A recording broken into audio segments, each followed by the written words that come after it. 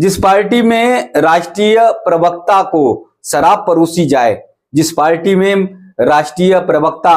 महिला को पार्टी के एक मुख्यालय कार्यालय के एक कमरे में बंद कर दिया जाए और बंद करके उसकी इज्जत और अस्मिता तक को ताक पर रख दिया जाए, उसे लूटने की कोशिश की जाए और वो विवश होकर चीखे और चिल्लाए, वो विवश होकर ये कहे कि कोई मुझे बचा लो, चीखती चिल्लाती हुई तड़पती हुई बस यही गुहार लगाए पार्टी के कार्यकर्ताओं से, पार्टी के पदाधिकारियों से कि किसी भी तरह से यहां से मुझे निकालो, कमरे के दरवाजे को पीट पीट कर चिल्लाती हो कि किसी भी तरह से यहां बचा लो। और जब बचाने के लिए कोई नहीं आए तो अपने गिरधर को, अपने गोपाल को, अपने कृष्ण को, अपने कन्हैया को पुकारे, तो आप ये समझ लीजिए ये कांग्रेस नहीं, आप ये समझ लीजिए हस्तिनापुर की वो सभा है जिस सभा में द्रौपदी के चीर हरण किया जाता है और दुशासन और दुर्योधन ठहाके लगाते हैं, शकुनी ठहाके लगाते हैं। दरअसल कांग्रेस अब इस तरह की ही हो गई है, एक हस्तिनापुर की उस सभा की तरह हो गई है जिस सभा में द्रौपदी का चीर हरण किया जाता है और फिर दुर्योधन और दुशासन ठहाके लगाते हैं। हर कोई विवश रहता है, हर कोई मजबूर रहता है, कोई भी नहीं उठने की कोशिश करता है, कोई भी बचाने की कोशिश नहीं करता कि किसी भी तरह से राधिका खेड़ा को बचाया जाए। राधिका खेड़ा की यही स्थिति थी, जिस तरह से रो रो कर आज उन्होंने बताया अपनी दुर्दशा को कि कैसे कांग्रेस के कार्यकर्ताओं ने, पदाधिकारियों ने उनके साथ बदसलूकी की, किस तरह से उनकी इज्जत तार तार करने की कोशिश की गई, किस तरह से उन्हें कमरे में बंद कर दिया गया था और सुशील आनंद समेत कई ऐसे नेता जो उनकी इज्जत को तार तार करने की कोशिश कर रहे थे, लेकिन कोई भी बचाने के लिए आगे नहीं बढ़ा। ऐसा लग रहा था कि जैसे राधिका खेड़ा कांग्रेस की पार्टी में नहीं, कांग्रेस में नहीं, राधिका कहीं कब्रिस्तान में खड़ी हैं और उस कब्रिस्तान में चीख रही हैं, उस कब्रिस्तान में वो चिल्ला रही हैं, उस कब्रिस्तान में ये कह रही हैं कि मुझे बचा लो, बचा लो, बचा लो। लेकिन जिस तरह से विवरण किया है राधिका ने, जिस तरह से बताने की कोशिश की है, उससे साफ तौर पर पता चलता है कि कांग्रेस अब कब्रिस्तान हो गई है। क्योंकि जहां पर एक महिला की इज्जत को तार तार किया जाए, जहां पर एक महिला को अपमानित करने की कोशिश की जाए, जहां पर एक महिला पदाधिकारी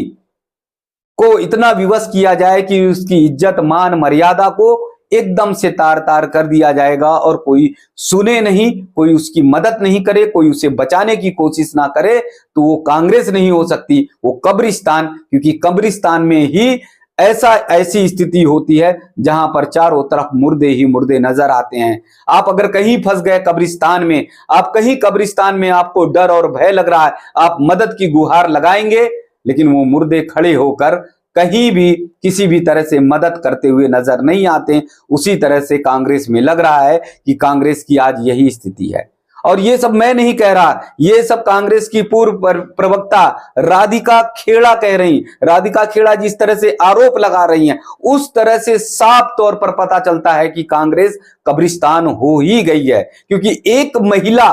उसे पार्टी के मुख्यालय में उसकी इज्जत लूटने की कोशिश की जाए, उसे इतना विवश कर दिया जाए, इतना उसे परेशान कर दिया जाए कि उसकी शिकायतें भी ना सुनी जाएं, तो आप ये समझ सकते हैं कि वो संगठन मृत्युप्राय है, वो संगठन निर्जीव है, उस संगठन में ना संवेदना है, ना कोई भावना है, उस संगठन में ना कोई मान है और मर्यादा है। यही बात कहते हुए राधिका खेड़ा आज रो पड़ी। राधिका खेड़ा की आंखों से आंसू छलक गए। राधिका खेड़ा ने एक एक घटना को विवरण सहित बताया, तिथिवार बताया। राधिका खेड़ा ने सारी घटनाओं को सिलसिलेवार जब बताना शुरू किया तो कोई भी व्यक्ति सहज रूप में ये जान जाएगा कि निश्चित तौर पे कांग्रेस एकदम मृत्युप्राय होती जा रही है, जहां पर किसी भी महिला की या किसी भी पदाधिकारी की शिकायतें सुनी नहीं जाती, उनकी पीड़ा नहीं सुनी जाती। भले ही आप मान लीजिए कि गौरव वल्लभ के साथ जो कुछ हुआ, वो उन्होंने आरोप लगाया कि उनकी सुनी नहीं गई, उन्होंने सनातन का पक्ष रखा लेकिन उन्हें दरकिनार कर दिया गया। रोहन गुप्ता का भी कुछ इसी तरह का आरोप है, लेकिन इन्हें एक किनारे कर दीजिए क्योंकि ये महिला कार्यकर्ता नहीं है, ना इनके मान मर्यादा के साथ खिलवाड़ किया गया, सम्मान के साथ तो ठेस पहुंचाई गई, लेकिन इनके मान मर्यादा के साथ खिलवाड़ नहीं किया गया। लेकिन राधिका खेड़ा के साथ तो इज्जत लूटने तक की कोशिश की गई। राधिका खेड़ा स्वयं ये बता रही, जिस तरह का सीन वो क्रिएट कर रही हैं, उससे साफ तौर पर यह पता चलता है कि अगर थोड़ी देर सतर्कता नहीं बरती जाती, थोड़ी देर में अगर वो कहती, डराती नहीं, धमकाती नहीं सुशील आनंद को कि मैं मोबाइल निकाल रही हूं, सारी घटना को मैं रिकॉर्ड करूंगी, सारी घटना को मैं ऑनलाइन अभी करने जा रही हूं, तो उस समय कुछ भी हो सकता था। राधिका खेड़ा के साथ, उनकी इज्जत के साथ कुछ भी हो सकता था। अब ये घटना तो पूरी तरह से जैसे उन्होंने बताई, उस घटना का पूरा रिक्रिएट है। लेकिन दूसरी तरफ चलिए, दूसरी तरफ आप देखिए कब्रिस्तान कैसे कांग्रेस होती जा रही है। इस कांग्रेस में कैसे लोग जो है बड़े बड़े नेता दिव्य शून्य हो जा रहे हैं, उन्हें कुछ भी नहीं लगता। एक महिला कार्यकर्ता के साथ, पदाधिकारी के साथ उनकी इज्जत लूटी जाती है, लूटने की कोशिश की जाती है, लेकिन उसके बावजूद उन्हें कुछ भी तकलीफ और दर्द नहीं होता। राधिका खेड़ा ने कहा कि उन्होंने भूपेश बघेल को बताया, अपनी पीड़ा बताई, दर्द बताया और कहा कि ये तो मेरे साथ बहुत बड़ा अपमान है। तो भूपेश बघेल ने साफ तौर पर कहा कि आप छत्तीसगढ़ छोड़ दो। उन्होंने सचिन पायलट को बताया, सचिन पायलट ने भी कहा कि नहीं, अभी मुंह बंद रखो, चुनाव का समय है। जयराम रमेश से बताया, यहां तक राहुल गांधी तक, प्रियंका गांधी वाड्रा तक सूचना पहुंच गई कि उनकी इज्जत लूटने की कोशिश की गई, उन्हें शराब परोसने का ऑफर दिया गया। ये सारी घटनाएं उन्होंने बताई, लेकिन किसी एक नेता ने भी नहीं सुना। अब आप समझिए कि मैं क्यों कांग्रेस को कब्रिस्तान की ओर बढ़ते हुए उनके कदम का आरोप लगा रहा हूं। उस आरोप में कहीं ना कहीं सत्यता है, कहीं ना कहीं जैसे जो भी नेता हैं वो छोड़ते जा रहे हैं कांग्रेस को और आरोप लगाते जा रहे हैं, और कांग्रेस एकदम से दिव्य शून्य होती जा रही है, तो उसमें निश्चित तौर पे मानिए कि ये कब्रिस्तान की ही निशानी है, ये कब्रिस्तान की ही पहचान है। और राधिका खेड़ा ने बताया कि बड़े बड़े दिग्गज नेताओं को बताने के बाद, उनसे शिकायत करने के बाद भी कोई कार्रवाई नहीं हुई। अब आप समझ सकते हैं कि चलिए एक बार दरकिनार कर सकते हैं शिकायत को जयराम रमेश, एक बार पवन खेड़ा, सचिन पायलट, भूपेश बघेल दरकिनार कर सकते हैं इन शिकायतों को, लेकिन राहुल गांधी तक छोड़ रहे हैं। चलिए राहुल गांधी को भी मान लीजिए कि राहुल गांधी में कई बार लोग कहते हैं कि उनके अंदर विवेक नहीं है, उनके अंदर निर्णय लेने की क्षमता नहीं है, उनके अंदर इमोशन नहीं है। ये बात राहुल गांधी के बारे में तमाम बार कही गई है और कई बार देखते हुए दिखाई भी देता है। लेकिन सवाल ये है कि प्रियंका गांधी वाड्रा, वो तो एक नारी हैं, वो तो एक महिला हैं, उन्होंने तो नारा भी दिया है कि लड़की हूं, लड़ सकती हूं।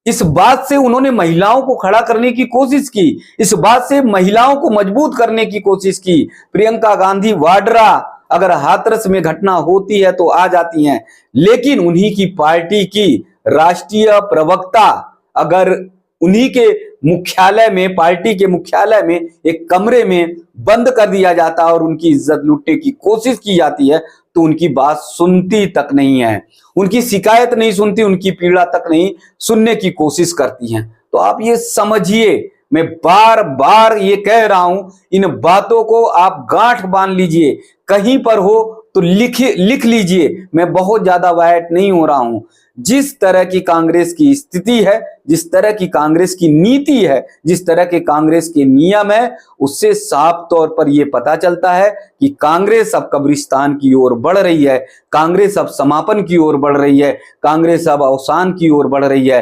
कांग्रेस के सूरज का अस्त हो रहा, जहां पर एक महिला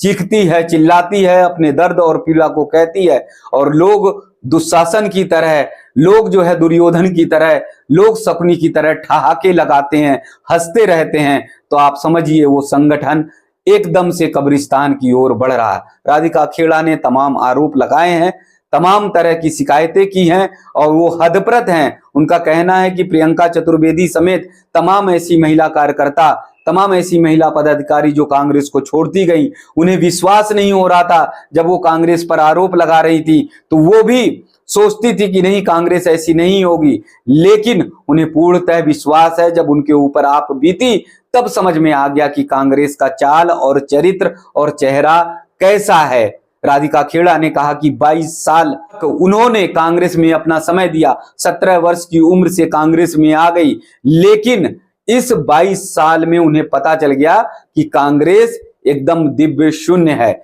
यहां तक कुछ नेताओं के नाम लिए कि जो उन्हें बेटी मानते थे, जो उन्हें बेटी की तरह देखते थे, उन नेताओं ने भी राधिका खेड़ा की बात नहीं सुनी। आप समझ सकते हैं कि जिसने कांग्रेस के पार्टी के कुछ नेताओं को अपने पिता के स्वरूप मान लिया, अपने पिता की तरह मान लिया, और वो भी नेता उस बात पे नहीं सुन रहे हैं। अगर राहुल गांधी पर कोई आरोप लगाती राधिका खेड़ा, अगर प्रियंका गांधी वाड्रा पर कोई आरोप लगाती, सोनिया गांधी, मल्लिकार्जुन खड़गे पर कोई आरोप लगाती कि वो सुनते नहीं है, वो बात नहीं मानते हैं, वो कोई निर्णय नहीं लेते हैं, तो एक बात अलग थी कि ये पिता स्वरूप, जो राधिका खेड़ा के पिता के स्वरूप नेता हैं, वो एक बार नहीं सुनते हैं। लेकिन जब अस्मिता और इज्जत की बात आती है और महिला की बात आती है और तब कांग्रेस के नेता नहीं सुनते हैं, तो इससे साफ तौर पर यह पता चलता है कि कांग्रेस कब्रिस्तान की ओर बढ़ रही है। और उसमें राहुल गांधी हो, प्रियंका गांधी हो, या फिर सोनिया गांधी हो, या मल्लिकार्जुन खड़गे हो, जयराम रमेश, पवन खेड़ा समेत, सचिन पायलट समेत तमाम ऐसे जो भी पदाधिकारी हो, जो भी नेता हो, उसमें बहुत बड़ी भूमिका अदा कर रहे हैं कांग्रेस को कब्रिस्तान बनाने में।